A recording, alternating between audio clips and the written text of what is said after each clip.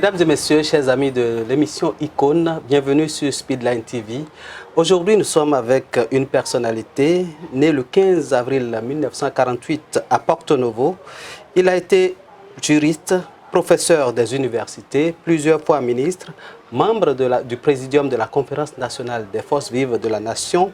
Il a été à la Cour constitutionnelle, mais avant à la Cour suprême. Il a occupé pratiquement tous les postes en matière de juridiction au Bénin. Monsieur Théodore Olo, bonjour. Bonjour, monsieur le journaliste. Nous sommes là ce matin pour échanger avec vous, mais pour mieux vous découvrir, parce que vous faites partie des icônes ayant marqué l'histoire sociopolitique et économique du Bénin. Vous avez vu beaucoup de choses dans ce pays. Vous faites partie de la matière grise que le Bénin a connue. Vous avez transmis cette matière-là à plusieurs générations. Aujourd'hui, vous jouissez de votre droit à la retraite. De temps en temps, vous êtes au Bénin, mais aussi en France. Dites-nous, Théodore Olo, quand on dit Théodore Olo, c'est qui? Vous êtes né où? Comment ça s'est passé? Vos études? Vous me qualifiez d'icône. Je crois que je suis un simple citoyen qui a eu la chance d'avoir eu des opportunités pour servir la République. Ce qui a projeté les lumières du pays sur ma modeste personne. Je suis né, comme vous l'avez dit tantôt, à Porto-Novo. Mes parents sont originaires d'Abomey, mais ils sont installés à Porto-Novo. J'ai vécu plus longtemps à Porto-Novo qu'à Abomey. Je connais mieux Porto-Novo qu'Abomey. Je suis resté à Porto-Novo de 1948 jusqu'à 1968, l'année de mon baccalauréat, et puis après je suis allé à l'étranger pour mes études universitaires. D'abord 3 ans à Brazzaville en 68, de 68 à 71, parce que Dakar, après les grèves de 1968 en France, était fermé. Ma 3e année, quand je l'ai terminée à Brazzaville, je suis allé à Orléans pour faire la 4e année pour la licence en droit, puisque la licence se faisait en 4 ans à l'époque. Et ensuite, après la licence, je suis allé à Paris, où je suis inscrit d'abord à l'Institut international d'administration publique et en même temps à l'Université Paris 1, Panthéon-Sorbonne, pour préparer un diplôme d'études supérieures en droit public international et ensuite un diplôme d'études supérieures en droit public interne. À la suite de cela, j'ai préparé mon doctorat d'État que j'aurais dû soutenir en 1977. Mais en temps, comme ma thèse portait sur le régime militaire, il y a eu la loi fondamentale. Mon directeur de thèse a souhaité qu'on puisse également intégrer la loi fondamentale de 1977 à la thèse, ce qui a fait que j'ai continué les travaux de recherche pour soutenir ma thèse en février 1979 à Paris 1. Avec la mention très bien. Malgré les craintes des membres du jury que je sois inquiété au Bénin, je suis rentré immédiatement au mois de mars et au mois d'avril, j'ai commencé à enseigner à l'Université nationale du Bénin. Je crois qu'en 1980, j'ai été membre du comité de gestion de l'Institut international de l'Institut national des sciences juridiques et administratives, IREGIA, et ensuite directeur adjoint de cet institut. En 1985, je suis allé au concours d'agrégation, j'ai réussi major en droit public et sciences politiques. Je suis revenu comme directeur adjoint de l'IREGIA, directeur adjoint de l'ENA, directeur de l'ENA. J'ai été à la Conférence nationale, comme vous l'avez dit, j'ai accompagné le président Soglo comme son porte-parole pendant la campagne. Et une fois qu'il a été élu, il m'a appelé au gouvernement. Voilà en gros mon parcours. Vous avez été ministre des Affaires étrangères sous Soglo? J'ai été ministre des Affaires étrangères sous Soglo, maintenant je suis étranger aux affaires. J'ai été de 91 à 93 ministre des Affaires étrangères. Ensuite de 93 à 96 ministre chargé des relations avec les institutions, porte-parole du gouvernement.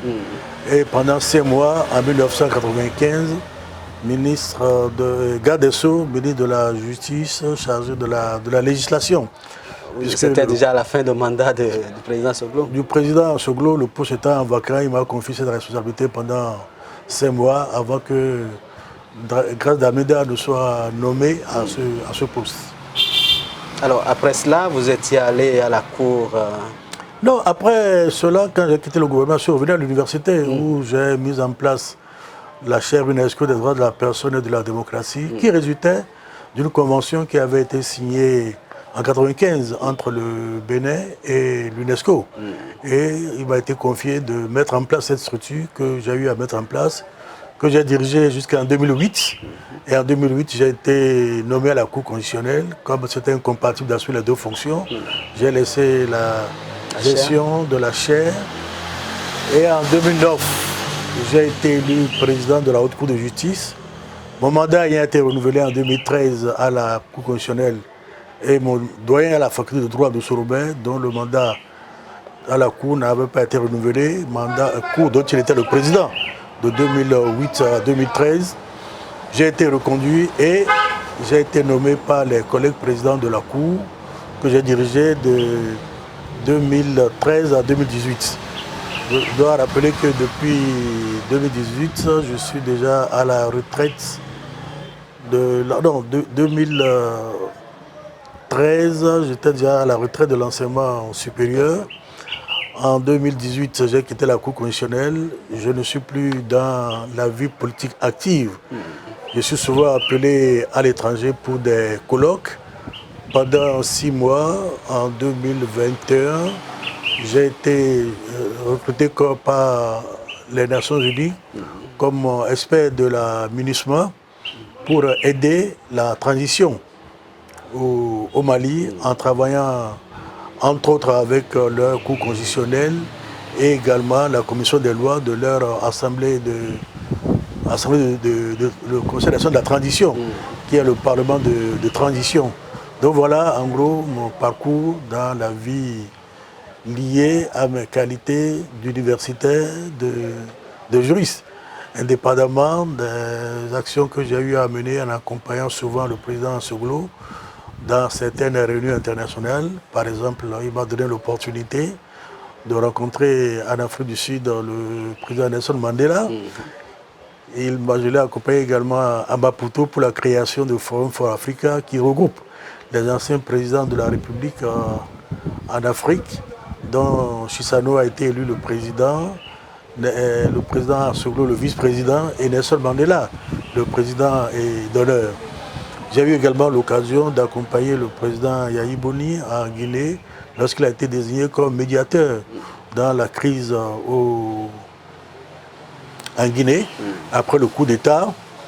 L'OIF m'a confié aussi des missions dont la rédaction de la Constitution de la Guinée en 2010, Constitution qui a été plus tard remplacée par celle de 2021 ou de 2020 par mon ami et aîné Alpha Condé pour lui permettre de faire un troisième mandat.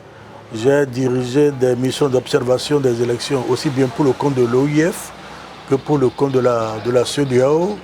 J'ai dirigé également, après Dessous Robert, la conférence des juridictions constitutionnelles africaines qui regroupe les juridictions constitutionnelles de l'Afrique du Nord, Afrique du Sud, Afrique australe, Afrique centrale, Afrique de l'Ouest, qui avait été créée à Alger, dont le premier président est Dessous Robert, et comme c'est le Bénin qui a été reconduit à la tête de cette conférence. Quand Robert n'était plus président et que ce mandat continuait, j'ai continué son mandat. Et c'est comme ça que je suis devenu président de la conférence des juridictions constitutionnelles africaines également. Un long parcours qui permet, n'est-ce pas, qui ne laisse personne indifférent. Président, dites-nous, lorsque vous parcourez ces âges, et que nous sommes aujourd'hui en train de commémorer la conférence nationale des forces vives. Nous sommes dans le mois de cette conférence-là d'ailleurs. Quels sont les souvenirs qui vous sont restés? D'abord, il faut dire que la conférence, nous l'avions préparée au titre de ce qu'on appelait le groupe de Kourounou, qui étaient des jeunes sensibilités politiques. Comme on le disait à l'époque, nous nous considérons comme des partis politiques qui comprenait le MDPS, dont le responsable était Degoué Marcelin. J'étais chargé des relations extérieures. Il y a l'UDFP d'Adalin Timothée Guégan. il y a l'ULD de Francisco Mariès, il y a le PTA, Parti du Travail d'Afrique, PTD, section dahoméenne du Parti du Travail, de Guy Adjanon, il y a l'ADP, l'Alliance pour la démocratie et le progrès, de Akindes Sylvain et de Gédéon Dassundo. Nous avons travaillé au niveau du groupe de Kounou pour préparer la Convention nationale en concertation avec le groupe de Djerengbe, d'Avrankou d'abord, qui est devenu plus tard le groupe de Djerengbe, qui regroupait les partis et les anciens présidents de la République, Arouma Degbe, avec de chez nous, le président Zinsou, le président Maga, le Tevo Djere et le bâtonnier Keke, pour le compte de l'ancien PRD du président Souroumigan Apiti. Et nous avions estimé qu'il fallait saisir cette occasion de dialogue pour trouver une solution pacifique à la crise que nous connaissions à l'époque, aussi bien au plan social, politique qu'économique.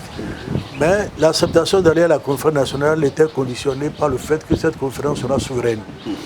Et nous avons eu la chance d'aller à cette conférence. J'ai été désigné par le groupe de Kounou pour pouvoir siéger au sein de ce bureau avec Adalin Timothée, avec Francisco Mariès, le groupe de Djerengbe avec comme des représentants éminents, Tevo Djere et Keke, entre autres, qui fut vice-président du bureau du Haut Conseil de la République. Et plus tard, nous avions estimé qu'il fallait une personnalité neutre qui ne soit pas en concurrence avec les acteurs politiques pour diriger la Conférence nationale. Et nous avions pensé à Monseigneur Sastre, qui, quand notre groupe a rencontré le clergé, ne serait pas présent au pays à cette occasion. Et c'est Monseigneur Desouza qui a été choisi. Et ça a été un très bon choix, puisque nous avons pu aller au bout de cette conférence. La souveraineté a été reconnue, les décisions ont été prises et progressivement mises en œuvre. Il y a une évaluation qui a été faite régulièrement, une nouvelle constitution a été adoptée et le Bénin, depuis 1991, connaît non seulement la stabilité, mais également l'alternance, à savoir que chaque président, d'abord, va au terme de son mandat. On peut être président en exercice, perdre des élections et quitter le pouvoir en paix. En 1991, le président Kirikou a été battu aux élections. Il est parti. En 1996, nous avons été battus avec le président Soglo. Nous sommes partis. Le président Kirikou est revenu, il a fait ses 2 mandats, il est parti. Le président Iboni est venu, il a fait ses 2 mandats, il est parti. Le président Talon est arrivé, il a fait ses 2 mandats, il va partir comme lui-même le dit. Parce que ce qu'on oublie souvent, c'est que de 1960 à 1991, nous n'avions jamais connu la stabilité politique et aucun régime n'est allé au terme de son mandat. Il y a eu le régime de président Maga et Apiti de 60 à 65. C'était ce qui était prévu dans la Constitution, mandat de 5 ans. En 63, ils ont été renversés par un coup d'État. Après l'intérim, il y a une nouvelle constitution de 64. Il y a un nouveau régime. Apiti à Oumanegbe. De 64 à 69, mandat de 5 ans. En 65, coup d'État. Kongaku, président de l'Assemblée nationale, a assuré l'intérim pendant 30 jours, mais il a été renversé en 65. Le général Soglo sera renversé 2 ans après par les jeunes cadres de l'armée, les militaires qui font des coups d'État à leurs supérieurs. Instabilité. Après l'échec des élections de 67, le pouvoir a été confié au président Zinsou par les militaires pour un mandat de 5 ans, de 68 en principe à 73. En 69, le président Zinsou a été renversé par un coup d'État. Tentative d'élection, échec. On a installé un conseil présidentiel pour 6 ans.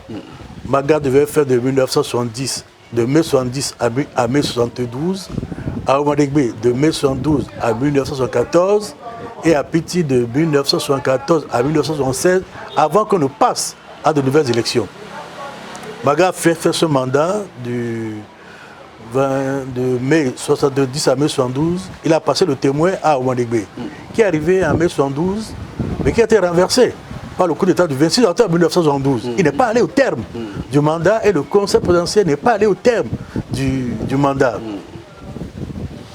Il y a eu le gouvernement militaire révolutionnaire, ensuite il y a eu le Parti de la Révolution populaire du Bénin avec la loi fondamentale de 1977. Et ce qu'on oublie souvent, c'est que le président Kérékou n'a pas fini son dernier mandat, qui a été interrompu par la conférence nationale. Donc, vous allez constater que de 60 à 91, aucun président n'est allé au terme de ce mandat. Depuis 1991, tous les présidents sont allés au terme de leur mandat. Il y a la stabilité. Et c'est la stabilité qui suscite l'intérêt des investisseurs pour votre pays, qui vous donne les moyens pour développer au plan économique, au plan politique, au plan social, votre pays. Et très souvent, on dit que là où le pouvoir ne peut pas être conquis par les unes, on est tenté d'y aller par la force ou de le conquérir par le fusil. Comme disait Mao Tse-tung, le pouvoir est au bout du fusil. Or, depuis 1991, le pouvoir s'acquiert au fond des unes. C'est un avantage qui nous permet de montrer que le consensus dégagé à la conférence nationale, à la suite d'une réflexion commune, nous a créé les conditions d'une certaine stabilité. Chaque Béninois vit en paix, nous nous exprimons librement, nous organisons nos partis politiques. Nous pouvons ne pas être d'accord, mais nous recherchons tous le bien-être de notre pays et c'est le dialogue entre nous qui nous permet de trouver les points d'accord. Et nous avons la patience d'attendre. Celui qui est là, au bout de 5 ans, on ira encore devant les urnes. Si nous allons aux élections et qu'il perd, il s'en va. S'il gagne, il fait son dernier mandat, il s'en va et il y a un renouvellement. Je crois que cette réflexion est le fruit de la préparation et des leçons que nous avons tirées de notre passé lorsque nous sommes allés à la conférence nationale pour voir ce qui a bloqué. Nous avons constaté que dans les années, à partir de 1964, il y a eu le développement de la théorie développementaliste, à savoir que les pays africains, pour attraper le niveau de développement de leur pays, doivent avoir un parti unique, se mettre ensemble pour construire le pays. Nous l'avons expérimenté, puisque nous avons eu des partis uniques au Bénin. Le PDU avec Apiti Maga, le PDD avec Oumadegbe et Apiti, l'URD, l'Union pour le renouveau du Dahomey avec le président Ezissou, et le PRPB avec le président Mathieu Kérékou. Ben, ceci ne nous a pas permis de connaître le bien-être que nous avons aujourd'hui avec le pluralisme politique, de connaître également la liberté que nous avons, le développement des infrastructures que nous connaissons aujourd'hui. Donc ça a été une réflexion qui aujourd'hui porte ses fruits. Je ne dis pas qu'il n'y a pas de faiblesse dans ce qui a été fait à la conférence nationale. C'est pour cela qu'il est toujours bon d'évaluer, voir les aspects positifs, les aspects qu'il faut corriger. Par exemple, l'un des aspects à corriger, c'était le pluralisme politique intégral. Parce que nous ne nous connaissions pas et il était permis à tout le monde, dès qu'on a une idée, de faire un regroupement, de créer un parti politique. En oubliant que le parti politique est le regroupement d'hommes et de femmes autour d'un projet de société en vue de conquérir ou d'influencer l'exercice du pouvoir. Or, qu'est-ce que nous avons constaté? En 1991, le président Soglo a été soutenu par un groupe de partis politiques. Il n'avait pas de parti politique. Arrivé au pouvoir, il a essayé de regrouper ces différentes forces pour créer la renaissance du Bénin. Mais une fois qu'il est parti du pouvoir, ce parti a perdu de son rayonnement. Le président Kérékou est arrivé, on a sa partie, on a créé autour de lui l'Union pour le Bénin du futur. Pendant ces deux mandats, ça a prospéré. Une fois qu'il est parti, Ça a volé aux éclats. Le président Yahi Boni est arrivé, il a créé FCBE, il n'a pas de parti politique non plus, il a créé le FCBE, il est parti, on sait ce que c'est devenu. Le président Talon est arrivé, il n'a pas de parti politique. Or, l'alternance suppose que le pouvoir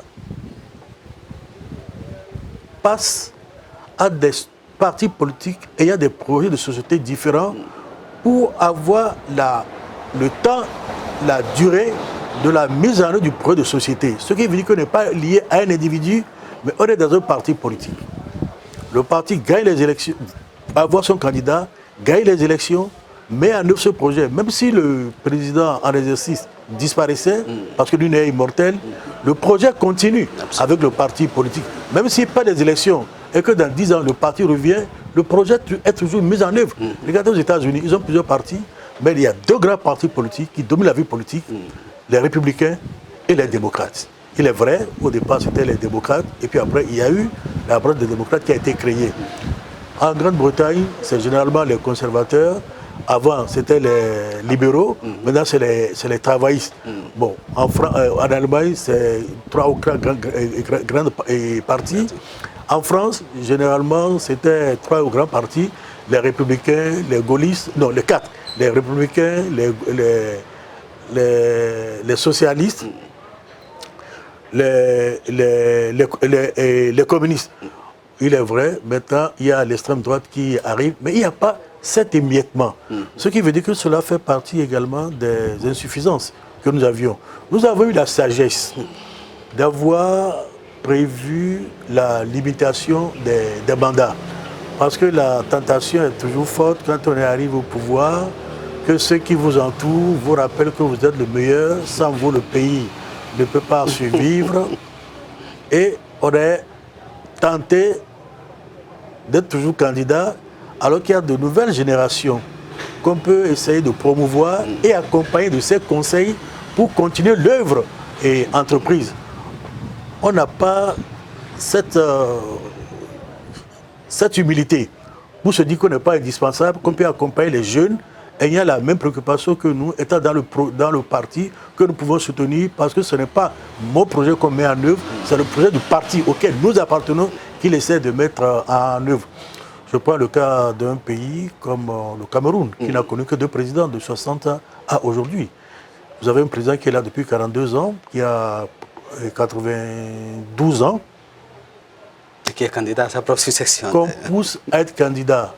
En 1970, le PIB du Cameroun était plus élevé que le PIB de la Côte d'Ivoire. Allez à Yaoundé aujourd'hui, vous voyez l'état de délabrement de certaines voies. Allez à Douala, malgré les potentialités de ce pays. Est-ce qu'à 92 ans, alors que nos pays sont construits, on a encore la force, la capacité, la réflexion de maîtriser tous les aspects de la vie politique? Aujourd'hui, est-ce que le président assiste au Conseil des ministres? J'ai le sentiment, d'après ce que j'apprends, que le président est souvent dans son village ou à Genève. Et généralement, les notes, c'est sur instruction de sa haute autorité, généralement du secrétaire général de la présidence, qui a fait de compte tire les ficelles, puisqu'il n'y a pas de réunion en tant que du Conseil des ministres où il assiste. Nous avons évité ce sort pour notre pays. Nous pouvons ne pas être d'accord, mais nous sommes tous intéressés par la paix et la stabilité des institutions dans notre pays. Et je suis heureux que les principaux acteurs politiques partagent ce point de vue. Je suis d'autant plus heureux que dans la Constitution révisée en 2019, même si on avait déjà dit en aucun cas, nul ne peut exercer plus de 2 mandats de président de la République, qu'on ait renforcé cela, qu'on ait précisé cela en disant en aucun cas nul de sa vie.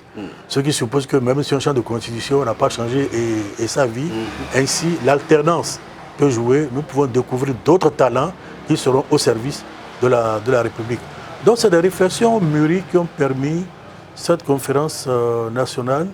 Et c'est heureux que le président Kérékou ait également accepté le dialogue. Il est vrai, il y avait les contraintes de l'époque, mais il s'est engagé à respecter les décisions de la conférence nationale, ce qu'il a eu à faire.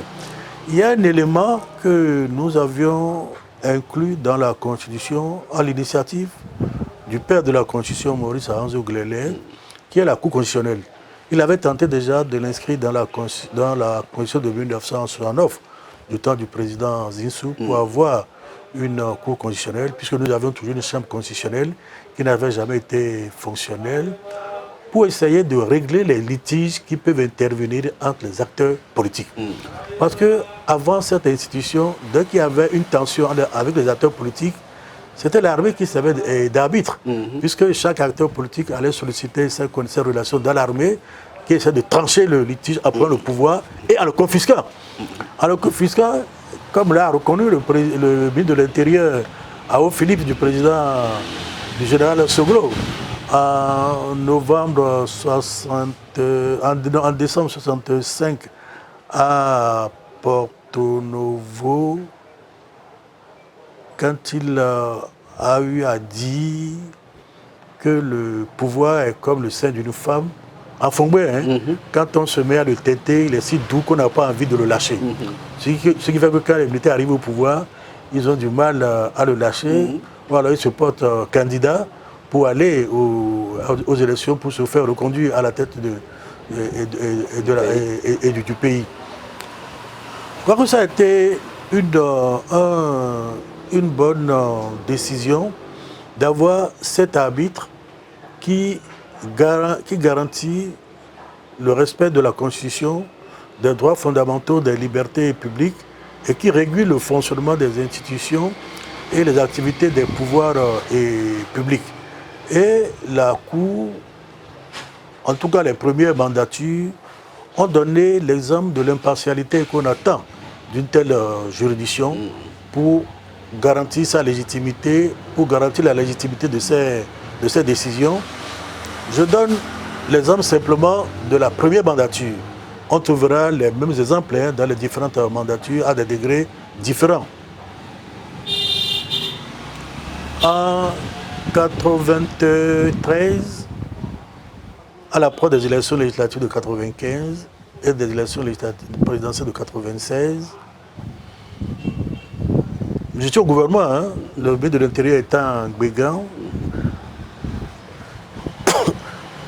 L'opposition qui était majoritaire au Parlement a pensé que si les élections étaient organisées par le ministère de l'Intérieur, comme c'est de tradition en France, tradition dont nous avons hérité, il se peut qu'il y ait des manipulations. Ils ont créé donc une commission électorale nationale autonome pour les élections. Le président Soglo a demandé une deuxième lecture à l'Assemblée qui a confirmé cette création. Le président Soglo a saisi la Cour constitutionnelle, comme le prévoit la Constitution avant la promulgation de la loi. Elle n'était pas d'accord non plus que le ministère de l'Intérieur soit dépouillé de cette attribution traditionnelle en matière d'organisation des élections. La Cour a dit que le droit de vote participe des libertés publiques.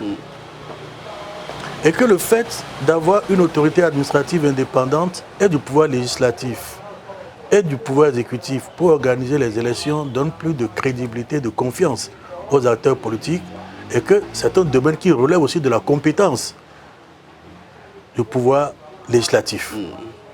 Donc le président Soglo a été débouté. Je voudrais dire que ce n'est pas partout où en Afrique où quand le ministre de l'Intérieur gagne les élections, le pouvoir gagne sur les élections. Même si le président Yadema avait l'habitude de dire le plus important, ce n'est pas celui qui met le bulletin dans l'urne, mais c'est celui qui compte et publie les résultats. Je rappelle que le président Abdou Diouf a été battu face à Ouad. Les élections avaient été organisées par ce ministre de l'Intérieur, Cissé. Et pourtant, il a été battu. Donc il y a des pays où la tradition est respectée. En 1995, à l'approche des élections présidentielles, l'opposition toujours majoritaire au Parlement, pour écarter le président Soglo de la compétition, a voté une loi sur les conditions pour être candidat à l'élection présidentielle. Il n'y avait pas de code électoral. Avant, c'était les lois particulières sur l'élection du président de la République, comme il y avait les lois sur l'élection sur les élections législatives, ainsi de suite, les règles générales sur les élections législatives. et a dit que pour être candidat à l'élection présidentielle, lorsqu'on est détenteur de plusieurs nationalités, il faut apporter la preuve de la renonciation à ces autres nationalités avant d'être candidat. Évidemment, tout le monde savait que le président Soglo avait la nationalité française. Il était visé parce que ne sait pas la veille qu'on va demander à la France de vous retirer votre nationalité. C'est tout un processus. Je crois que pendant 6 mois, il doit y avoir une enquête pour savoir si vous n'avez pas d'arriéré d'impôt, ainsi de suite. Ça prend du temps. Ce qui veut dire qu'il n'aurait pas été en mesure de prouver qu'il a renoncé à la nationalité française. La Cour a été saisie pour la promulgation de cette loi en contestant cette disposition. La Cour a rappelé que l'article 44 de la Constitution a dit que pour être candidat, il faut être de nationalité béninoise, de naissance ou acquise depuis au moins 10 ans. Nulle part, il n'est écrit qu'il faut avoir renoncé à ces autres nationalités à en apporter la preuve. Vous avez encore avec d'autres mandatures des cas similaires qui prouvent l'impartialité de la juridiction, même quand quelquefois il y a des interprétations fantaisistes pour pouvoir discréditer ou déstabiliser telle ou telle juridiction. Donc nous avons trouvé une juridiction qui est devenue un arbitre des conflits ou des contradictions entre des acteurs politiques pour que ces contradictions ne puissent plus être réglées par la force, mais par le dialogue et par les règles de droit auxquelles nous avons adhéré, puisque notre Constitution bénéficie d'une certaine légalité et d'une certaine légitimité, puisque ça a été adopté par référendum. Il y a eu un consensus, et c'est ce consensus qui est le pacte fondateur de l'État. L'une des avancées aussi, c'est de préciser, ça a été débattu à la Conférence nationale, ça a été inscrit dans la Constitution, que lorsqu'un militaire veut être candidat à l'élection présidentielle, il ne donne pas de mise en disponibilité. Il donne sa démission de l'armée. Parce que le militaire, quand les élections ne sont pas favorables, il peut toujours solliciter la troupe pour faire bouger les lignes. Or, il faut éviter l'arbitrage par les armes. Il faut que ce soit le choix libre des citoyens qui garantisse ceci. Et nous avons continué dans cette tradition. Pour éviter les fraudes, on a décidé d'avoir un bulletin unique. On a décidé, le code électoral à un moment donné a décidé que le Parlement envoie dans chaque bureau de vote deux délégués. L'un désigné par la majorité parlementaire, l'autre désigné par l'opposition parlementaire. Et la Cour constitutionnelle a eu la possibilité, comme elle doit veiller à la régularité des élections et statuer sur les irrégularités qu'elle aurait pu constater par elle-même, elle se déploie dans tous les bureaux de vote pour les élections en ayant au moins 2 délégués dans chaque bureau de vote. L'État l'a accompagné, leur a donné les moyens, comme aussi des partenaires au développement aussi ont financé cette participation. Ce sont autant de mécanismes qui ont permis d'avoir des élections crédibles pour préserver la paix. Je pense que cette logique doit continuer à nous inspirer, en nous disant qu'il y a une vie après le pouvoir. Et nous avons, de mon point de vue, 2 avancées dans cette logique. C'est le statut des anciens présidents de la République, qui leur garantit une vie décente, une sécurité, un respect, la prise en charge de leur santé, de son épouse, de son conjoint et de ses enfants jusqu'à 25 ans. Et je crois que même quand il n'a pas un logement à Cotonou, la loi prévoit qu'on lui donne un logement.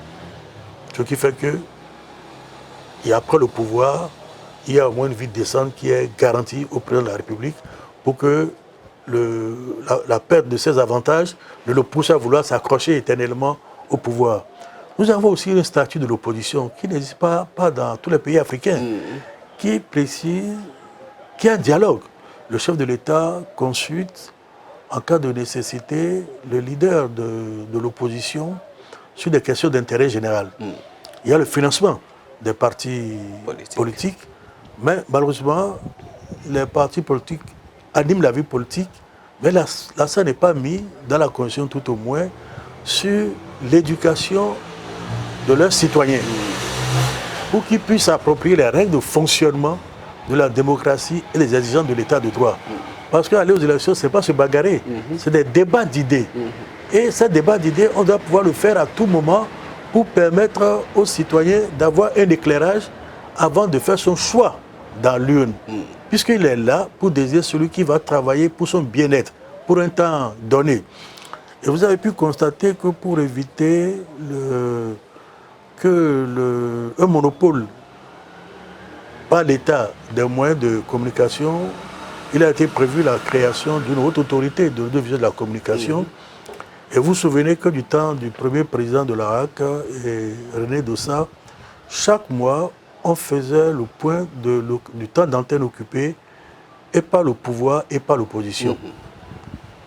Le président de la République, quand il intervient en tant que chef de l'État, n'est pas contrôlé. Mais quand il intervient en tant que chef de parti, s'il a fait 1 heure, par exemple, sur tout le mois, que le chef de l'opposition n'a fait que 45 minutes, on lui donne 15 minutes pour rattraper. Si l'opposition a fait 50 minutes d'occupation de temps d'antenne pour les médias du service public et que la majorité, la mouvance présidentielle n'a fait que 40 minutes, on lui donne 10 minutes pour rattraper, pour qu'il y ait un certain équilibre. Parce que ces médias fonctionnent avec le contribuable de l'ensemble des citoyens et ne pas simplement des militants de l'opposition ou les militants de la mouvance, pour montrer que c'est un moyen de communication pour l'ensemble des citoyens, d'où le financement public de ces moyens. Maintenant, les partis peuvent avoir leurs médias. Là, ils peuvent faire ce qu'ils veulent. Il n'y a pas de ne pas faire ce qu'ils veulent. Ils ne peuvent pas insulter et les gens, ils ne peuvent pas inviter à la violence, mais ils peuvent communiquer et là-dessus. L'opposition peut le faire, la majorité peut le faire. Mais lorsqu'il s'agit de médias publics, cette règle était respectée. C'est pour cela que la RAC a été instaurée. C'était l'esprit qui nous a permis de trouver un consensus et de préserver la paix depuis 35 ans bientôt, ce qui n'avait pas été le cas pendant les 30 premières années de notre indépendance, de 1960 à 1990. Alors, lorsque vous regardez aujourd'hui, ceux qui cherchent à battre en brèche la conférence nationale, les conclusions issues de cette conférence nationale, vous qui avez été acteur, qu'est-ce que cela vous fait quand vous entendez des gens tenir un certain nombre de propos? Vous savez, aucune vérité pour moi n'est absolue. Que des gens veuillent battre les propositions en brèche, je les écoute pour voir ce qu'il y a de fondé là-dedans. Il se peut que nous ayons commis des erreurs. On peut alors tenir compte de leurs propositions. Mais quand ils n'ont pas les informations utiles ou leurs propositions ne permettent pas d'obtenir la paix, même si je suis à la retraite politique aujourd'hui, en tant que membre du président de la Conférence nationale et en tant que constitutionnaliste, je me sens dans la nécessité d'apporter un éclairage sans entrer dans la mise en œuvre de cet éclairage. Il appartient aux citoyens, aux acteurs d'aujourd'hui de se l'approprier pour voir leur pertinence et pour voir ce qu'il faut faire. Je ne peux pas dire que tout ce que nous avions fait est absolu. D'ailleurs, dans une constitution, il est toujours prévu la révision de la constitution. Il est toujours prévu l'interprétation de la constitution par la Cour constitutionnelle. Lorsque il y a une ambiguïté, c'est la Cour qui va interpréter cette ambiguïté.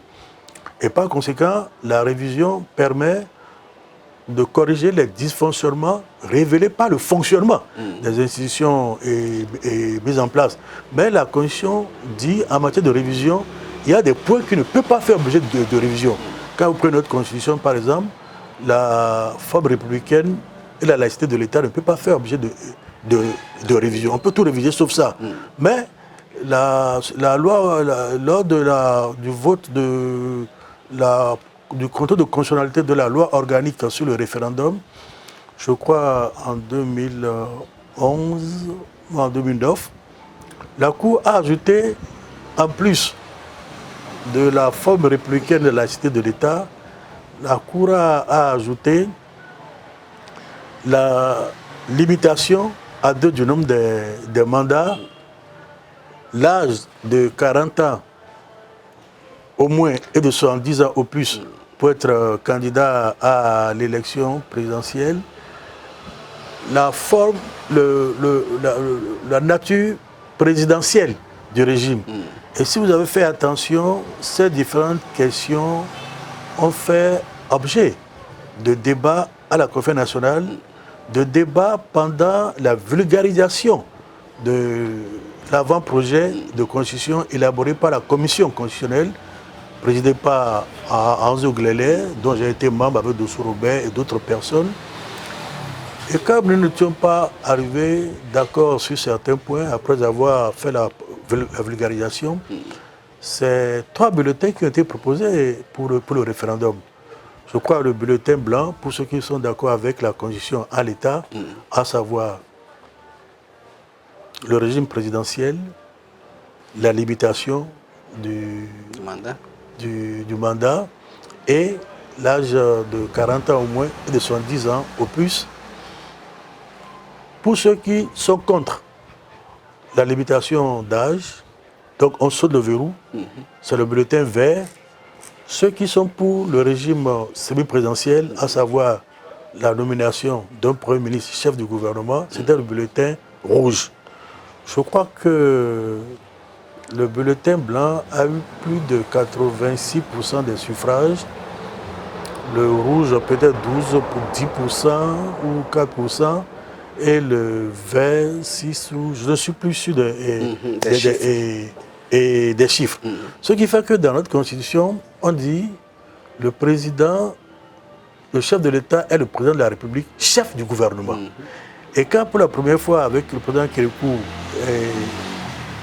Moumbedi a été nommé Premier ministre en 1996, que la Cour a été saisie, la Cour a dit c'est un titre. Il n'est pas chef du gouvernement, puisque la Constitution dit que le chef du gouvernement est le Premier ministre. Généralement, le Premier ministre est le chef du gouvernement. Ce qui fait que quand je me bats, quand certains disent que la Constitution du Bénin est une copie de la Constitution française. Or, en France, vous avez le président de la République, qui est le chef de l'État, et vous avez le Premier ministre, qui est le chef du gouvernement. Alors qu'ici, c'est le président de la République, qui est aussi le chef du gouvernement.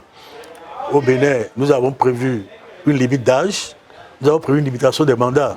La France n'a prévu la limitation des mandats qu'en 2008. Il n'y a pas de limite d'âge, puisque Macron a été élu à 39 ans, président de la République. Quand je prends la Constitution française, c'est notre Assemblée qui est maîtresse de son ordre du jour. En France, dans la Constitution prévoit que l'ordre du jour prioritaire est celui du gouvernement. Donc l'ordre du jour est soumis à la pression du gouvernement qui indique ses points prioritaires. C'est après en avoir débattu cela qu'on pourrait discuter des préoccupations du gouvernement. En France, vous avez la motion de censure et vous avez la dissolution du Parlement. Au Bénin, nous n'avons pas la motion de censure, le gouvernement ne peut pas être renversé par le Parlement et le chef de l'État ne peut pas dissoudre le Parlement. Tous ces éléments sont tirés de notre passé et de notre histoire. Mais quand on ne connaît pas la Constitution béninoise, on dit « Ah oui, c'est une copie de la Constitution française. Je voudrais rappeler que le mandat au Bénin en 90 est de 5 ans.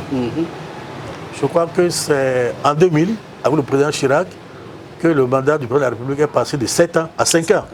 Donc on ne peut pas dire que c'est nous qui avons copié les Français. Et en 2008 également, les citoyens français, à travers la question prioritaire de constitutionnalité, peuvent saisir la Cour constitutionnelle, le Conseil constitutionnel. Mais lorsqu'ils saisissent le Conseil constitutionnel, cette saisine passe par l'arbitrage, selon la nature du dossier, soit au Conseil d'État, soit à la Cour de cassation, qui le confirme avant transmission au Conseil constitutionnel. Au Bénin, dès l'article 3 sur la souveraineté, il est dit que tout citoyen est habilité à saisir les lois, les règlements, les actes contraires, qu'il estime contraires à la Constitution.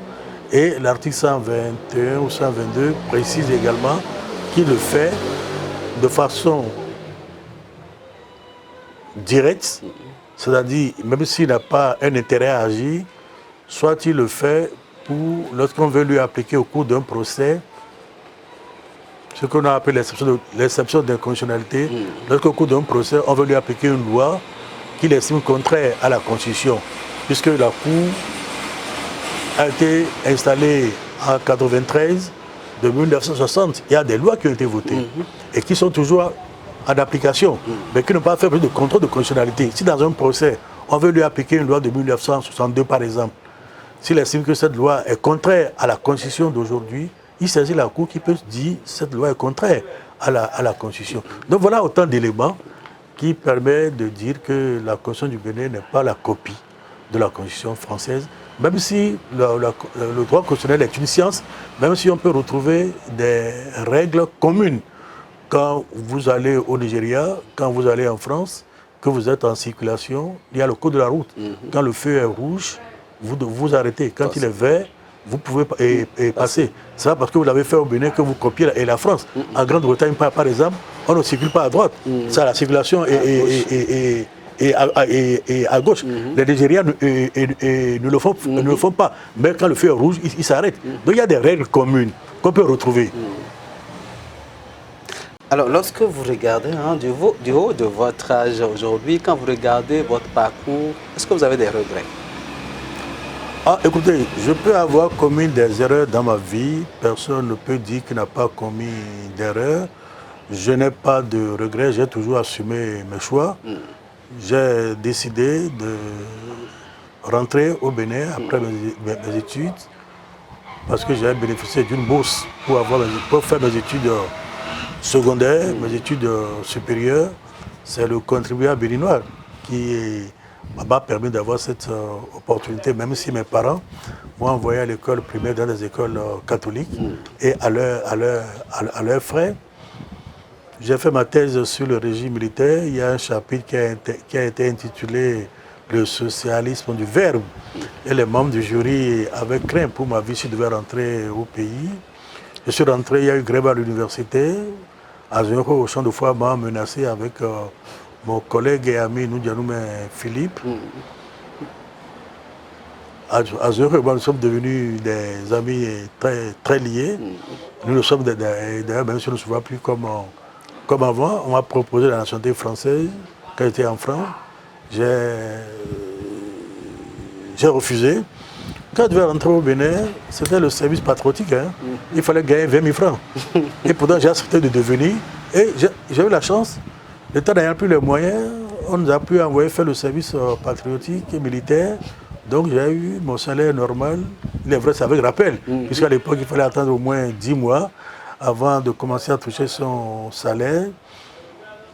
Je crois avoir rendu à mon pays l'investissement qui a été fait pour ma formation.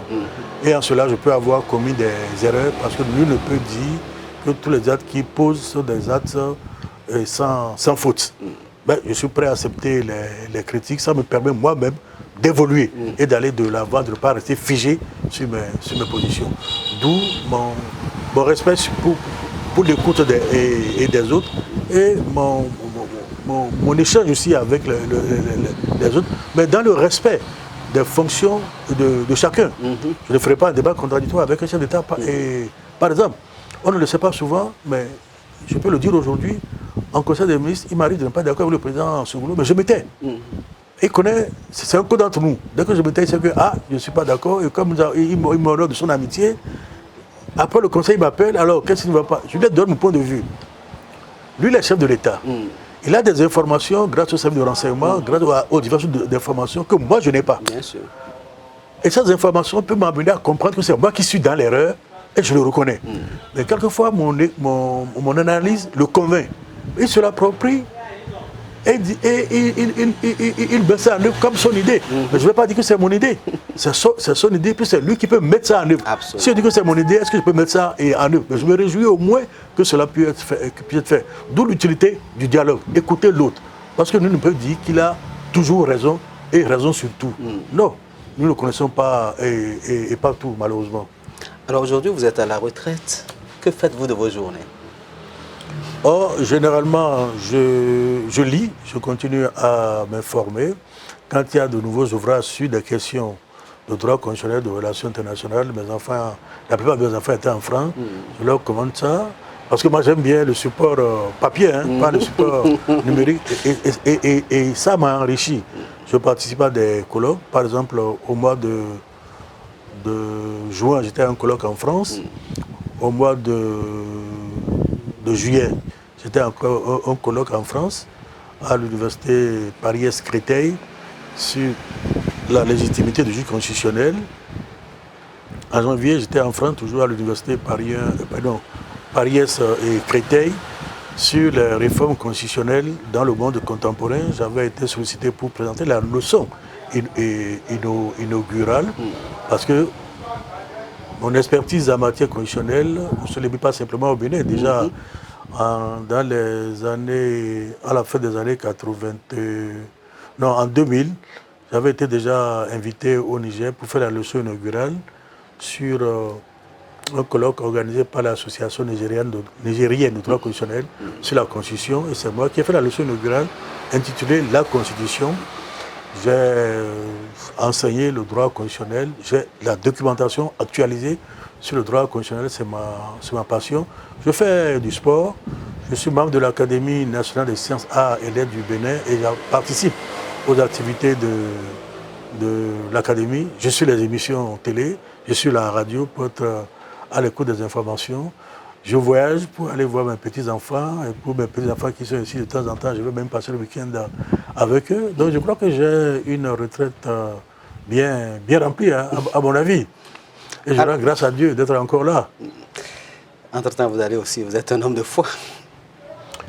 Je suis un homme de foi parce que, comme je vous l'ai dit, j'ai fait mes études primaires à l'école catholique, Saint-Joseph de Porte-Nouveau.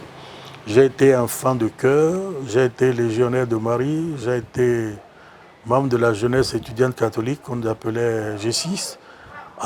J'ai fait le collège Breguin de la 6e en première. Comme on n'avait pas la terminale, c'est la terminale que j'ai eu à faire au lycée Bianzin. Et en seconde, j'avais eu le premier prix de religion au collège Breguin. Avant, j'allais à la messe anticipée du samedi régulièrement. Je vais à des manifestations religieuses, je vais à des colloques organisés par le clergé, par l'association des personnalités et cadres et catholiques. Mais depuis la Covid, je vais de moins en moins à la messe du samedi, sauf quand il y a une obligation ou il y a une manifestation. Mais je prie tous les matins quand je me lève à la maison. C'est ma pratique. Voilà, cette entrevue tire à sa fin. Le temps est vite passé. Votre mot de fin? Mon mot de fin, c'est que la conférence nationale a permis d'avoir l'alternance démocratique, a permis d'instaurer la paix, a donné l'occasion du développement et a permis de préserver la cohésion nationale et la stabilité des institutions. Rien n'est parfait dans les décisions que nous avons eu à prendre. Ce qui étaient nos préoccupations hier ne sont peut-être pas celles des générations d'aujourd'hui, mais que toutes les réformes que nous allons continuer à faire aient toujours la même finalité, préserver la paix sociale, la cohésion nationale et la stabilité des institutions de la République. Parce que quand un pays est détruit, parce qu'il n'y a pas le dialogue, parce qu'on recourt à la force, ça demande du temps et des moyens pour le reconstruire. À quoi ça sert de reconstruire un pays alors que cet investissement aurait pu continuer à améliorer nos conditions de vie? Que ceux qui arrivent au pouvoir sachent qu'on est au pouvoir pour servir les autres et non pas pour se servir. Et que par conséquent, la démocratie, c'est le pouvoir du peuple, par le peuple, qui désigne ses représentants pour le faire, mais pour le peuple. Donc travailler pour la prospérité collective. Que les autorités méritent respect. Que les citoyens ont des droits, que les autorités également doivent respecter. Puisque généralement, on dit que le constitutionnalisme a deux finalités: encadrer et limiter le pouvoir des gouvernants et garantir les libertés et les droits des gouvernés. Nous avons des droits et des libertés, il faut que cela soit respecté. Cela est d'autant plus important que dans notre Constitution, même en temps de crise, dans notre article 68, même lorsque le président doit prendre des mesures exceptionnelles pour faire face à la crise, il ne peut pas suspendre les libertés garanties par la Constitution. Alors que dans d'autres pays, on peut suspendre ces libertés. C'est lié à notre passé où nous avons connu des détentions arbitraires avec le PRPB et autres. Donc on évite cela. C'est pour cela que aussi dans notre constitution, je crois, dans le deuxième alinéa de l'article 16, il a dit que nul ne peut être contraint à l'exil. Je crois qu'il y a aussi la présomption d'innocence tant qu'il n'y a pas un jugement définitif sur une situation. On ne peut pas dire qu'il y a que la personne n'est pas éligible. C'est l'une des raisons pour lesquelles, je crois, vous avez toujours eu des manifestations au Bénin avec les mercredis rouges, même s'il y a eu des velléités d'interrompre cela, lorsque certaines personnes, dont moi, avons été consultées, nous avons dit qu'on peut simplement encadrer ces libertés, ces manifestations ont continué, mais sans perturber le droit des autres citoyens d'aller et de venir. C'est leur manière d'exprimer leur désaccord, mais sans empêcher les autres de continuer à vaquer à leurs activités et sans porter atteinte à l'intégrité des citoyens ou des biens publics. Je crois que cet esprit doit continuer parce que nous sommes tous fils du même pays et je souhaite la paix pour mon pays. Que les élections de 2016 confirment l'expérience que nous avons... De 2026 confirment l'expérience que nous avions tentée depuis 1991 où l'alternance est devenue le mode de fonctionnement de notre démocratie. Merci beaucoup, chers téléspectateurs. Merci à vous. C'était à l'instant donc le professeur Théodore Olo, constitutionnaliste, et vous l'avez compris dans les débats. On s'est plus focalisé sur cela. Cela tombe bien parce que nous sommes en train de commémorer donc la conférence nationale des forces vives de la nation de 1990. Nous sommes dans le mois donc de la conférence. Et c'est de droit que le débat ait été focalisé donc sur cette thématique-là. Merci à chacun et à tous de nous avoir suivis. Gardez votre position d'écoute sur Speedline. Le meilleur reste toujours à venir. Bonsoir chez vous. Ou bonjour selon votre position.